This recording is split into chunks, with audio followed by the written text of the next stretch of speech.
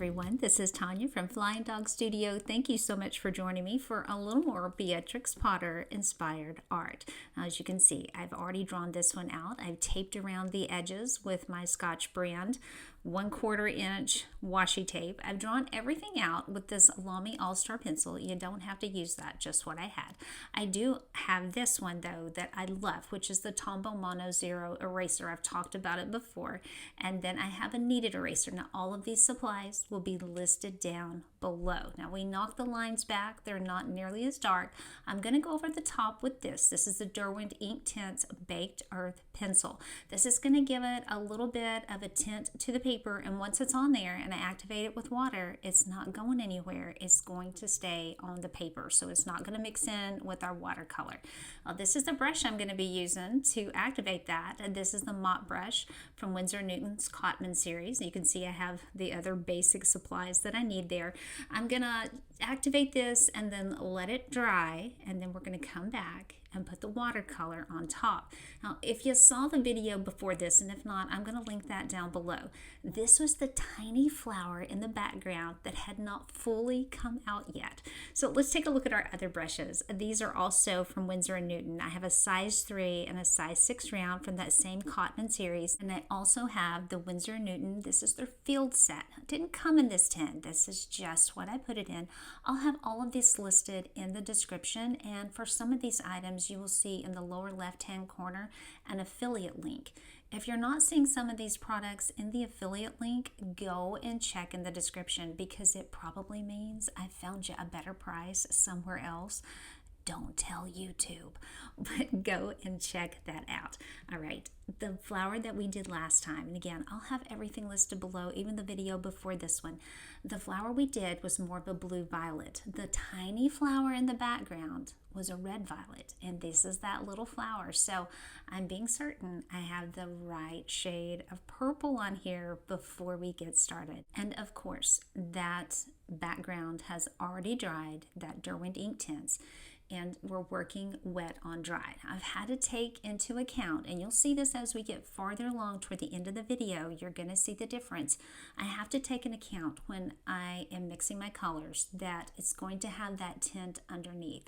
And if you've not watched my videos before, I like to put this tint on here because I'm trying to emulate the style of Beatrix Potter.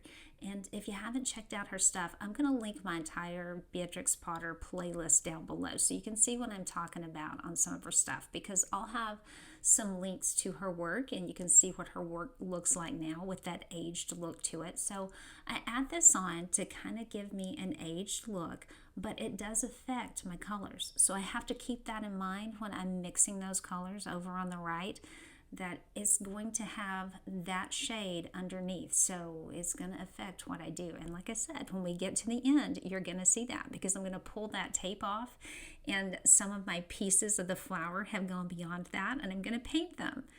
And I'm going to have to do a little extra work to make them blend in. And if you watched my video last week, then you know I said I'm trying to improve upon my technique to match her work by not going too dark too quickly and keeping my watercolors a little more loose. So I'm going to allow myself some areas that aren't completely filled in with the color, and I'm going to let everything dry and then come back and put some of my darker shades on top. And this should help me with those ends of the flowers and the stems, so that when I try to blend those in with what I've already painted, the stuff that's on the outside of that tape, that's under the tape, then it should make my job a little easier. Now, if you watched the video before this, you'll know that we didn't ink this in. Now, in past videos, I have inked in the entire piece, and I use a fountain pen, and then I come back and I put the watercolor on top. And some of you have asked, does it matter if you ink it before or after? So I wanted you to see it doesn't matter if you just don't ink it at all. That was last week's video. And in this video, I'm going to show you it doesn't matter as far as how it looks if you ink it before or after. But it does matter as far as the ease of inking it, I guess I should say. So hang on till the end, because we're going to be inking this piece just to compare the difference between inking it before and inking it after. And then last video, comparison of inking it and not inking it. And if you're going to ink it, at the very beginning of this video, I was knocking back the color. That's why I knocked it back. I didn't want it too dark. This watercolor is going to dry a little bit lighter, and I'm going to be able to see my lines somewhat. The petal I just painted is going to prove a problem, and we'll see that at the end. But you want to knock your lines back a little bit so that when you get ready to ink it, they're not too dark, they're not too prominent. Now, I'm a person that I'm a little heavy-handed when it comes to drawing. So I like to use a lead that's a little bit darker. So I most generally use like either an HB or a 2B, because that keeps me from bearing down too hard. However, doing that means I'm going to have more of the pencil mark on my paper that I'm going to have to kind of lighten up a bit. And, I also said at the beginning, just in case you're new, and by the way, if you're new, welcome. I'm so happy you're here. We're happy to have you on board. I hope you'll find something that will be helpful, and I hope you'll subscribe and hang in there with me and see what I'm doing. I have something completely new next week, so that's for all of you. You'll have to check that one out. But I have that Tombow Mono Zero eraser, and I talk about that a lot, and I've talked about that in other videos. I like it because when I'm drawing things out, it has that tiny round tip on it that allows me to get in and really make corrections. Okay, let's go back to the painting. I'm working on that center part of the flower, and it's kind of the same shade, but it has a little more blue in it. So you'll see that I've pulled over some more of that blue that we used at the beginning to put in, and then I've added some more water to it. I want it to be super light. I have no idea what kind of flower this is. This is in a pot in our garden, and I looked, it does not have the little name tag anymore. So if any of you know what kind of flower this is, please let me know in the comments below. Mary had said on my Instagram post, and by the way, if you want to follow along, I have down in the links below in the description, I have the link to my Instagram and also my blog, where my drawing of this piece will be there. If you want to download that and trace it, you're welcome to do so. One of you asked about that. If I had like a Patreon where you could go and download stuff to trace, you can download it for free. Just hold on the picture, go to my blog, hold on the picture, and it should pop up so that you can download that right to your device. And if you don't do that, if you go look on Instagram, I have my drawing along with the reference piece over there. But Mary said, this flower looks unreal. It just doesn't even look real, and it doesn't. It's the oddest, prettiest little flower. I don't know what it is. So if you know, let me know down below. Now, there is one little spot on this petal I've been working on here, and it has a shadow from the petals above it. I don't want to use black, so I'm kind of relying on some of the other colors. You're going to see that, and I don't think I have it listed here, but I eventually pull out some Payne's Gray and mix it with that purple I already have to kind of get a shadow in there. For right now, I'm going to leave that alone, because if I keep working with it, I'm going to pull up the color I already have down. So I'm going to leave it like that, and then if I want to make it darker, I can come back and do that in just a minute. For now though, we're going to work on the center part of the flower. This part's a bit tricky, so if you do download my drawing and you're trying to get all of those parts coming out on it, don't worry about it. Don't stress yourself out. This doesn't even look like the drawing I put up there, because once I started putting all of the color on and then came back with the ink, I changed it up. Again, there's the Payne's Gray. I told you there was going to be some Payne's Gray, but no one's going to be comparing your pieces side by side. So just, keep that in mind. Don't stress out over it. Now, the paper, I know I said I was going to let it dry. I actually did. I live in the South. I work in front of a window that I keep cracked, so this dries very quickly. That had already dried enough that I could come back and tap some more color on. Now we're going to get the very ends of those where, all the pollen, all the good stuff is that makes me sneeze and wheeze.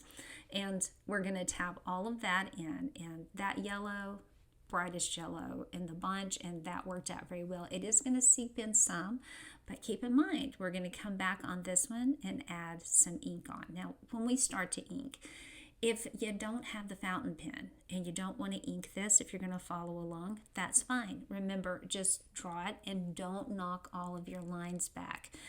Now, if you're going to be doing the pen and you don't have a fountain pen, that's okay too.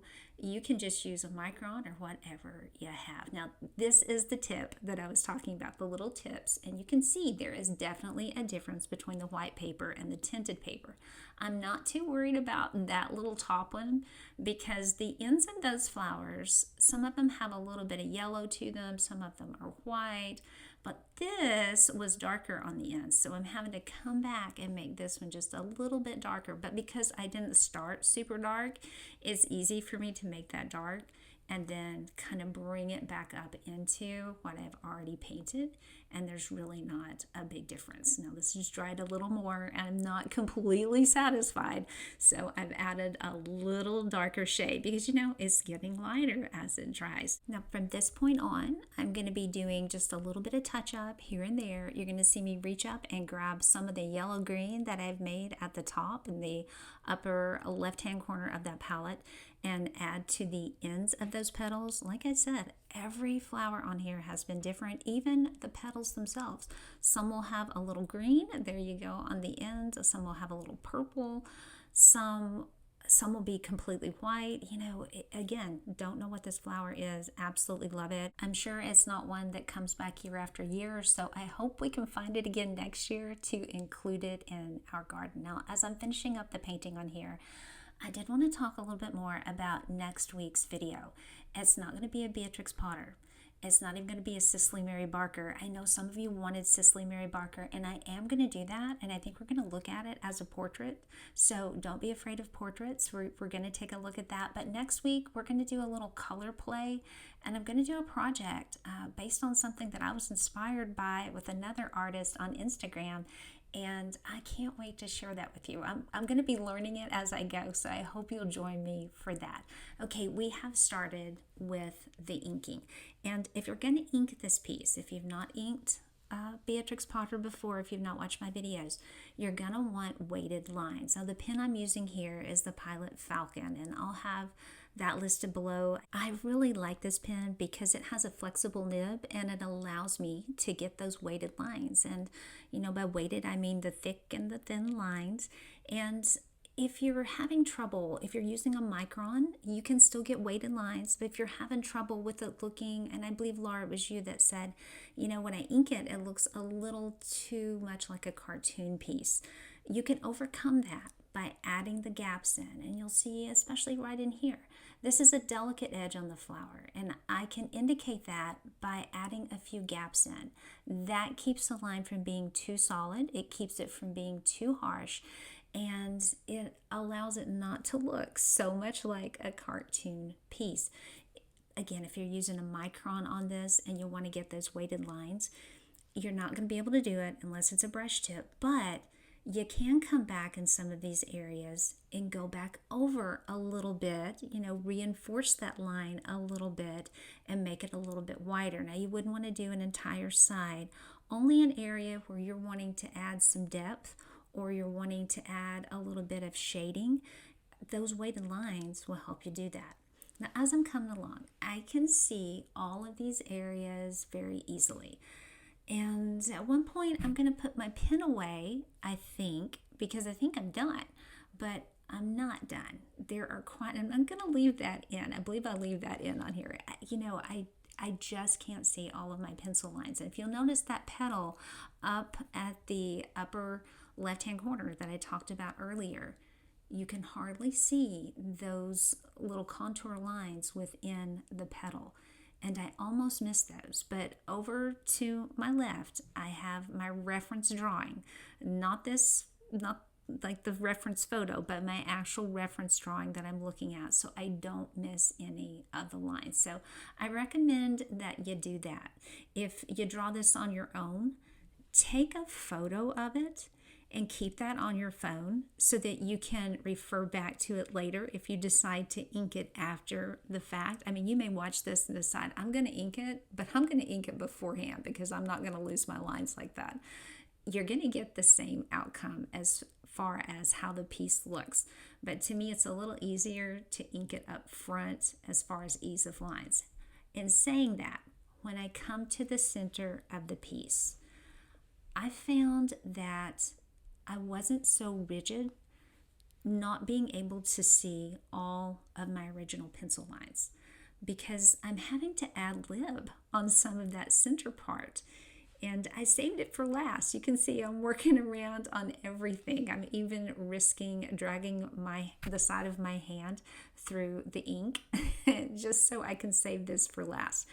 You'll also see as I come to some of these areas where it's a little bit of a thinner line, you'll notice that my pen goes up almost at almost at a 90-degree angle, and that's what we're going to be using on these center pieces. Again, I'm looking over at my reference drawing that I did, and I can't see all of these little lines, so you'll see some hesitation occasionally. I'm trying to figure out exactly where all of the lines are, and that's why I'm moving around the piece.